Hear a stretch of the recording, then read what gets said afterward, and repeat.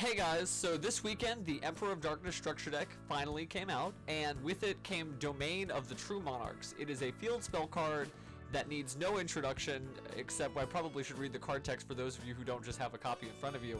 While you have no cards in your extra deck and you are the only player that controls a tribute summon monster, your opponent cannot special summon monsters from the extra deck. If a tribute summon monster you control attacks an opponent's monster, it gains 800 attack during damage calculation only. Once per turn, you can reduce the level of one monster with 2800 attack and 1000 defense in your hand by 2 until the end of this turn, even after they are summoned or set, and even if this card leaves the field. So you might be wondering what all that amounts to. One, you have the ability to tribute summon the Mega Monarchs for 1 tribute, or any level 8 Monarch you happen to have. The other thing is that 800 attack will help you get over big monsters, but the really big effect that's causing a huge flash through the metagame is the while you control no cards in your extra deck and you're the only player that controls the tribute summon monster effect. You know, not being able to special summon from your extra deck is a pretty devastating effect, but the problem is it's actually not quite as strong as you think. Here's the thing. Tribute summon monsters. Okay, remember that to tribute out a monster, it's got to be level 5 or higher, and commonly people don't really run a lot of high-level monsters unless they can special summon themselves out from somewhere.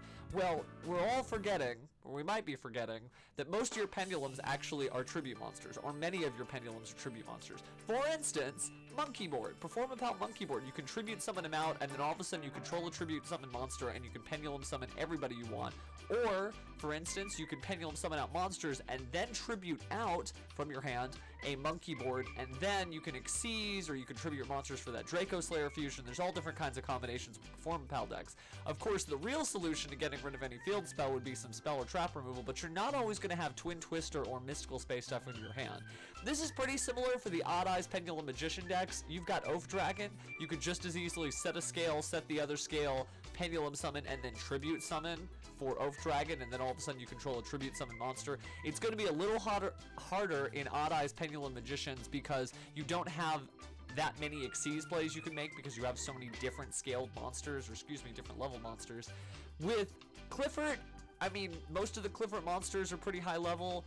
With Cyber Dragon, if you're lucky enough, you can special summon a Cyber Dragon, tribute a Cyber Dragon, and then do all kinds of crazy plays from there. That actually doesn't hurt your fusion cards because you'll have all these materials in your graveyard all of a sudden. But yeah, it's not that scary when you learn how to play around it. It just seems very devastating because we haven't seen a card like this before. Good luck at all of the tournaments that are going to be affected by Monarchs this weekend, and good luck to everybody at YCS Atlanta. See you there.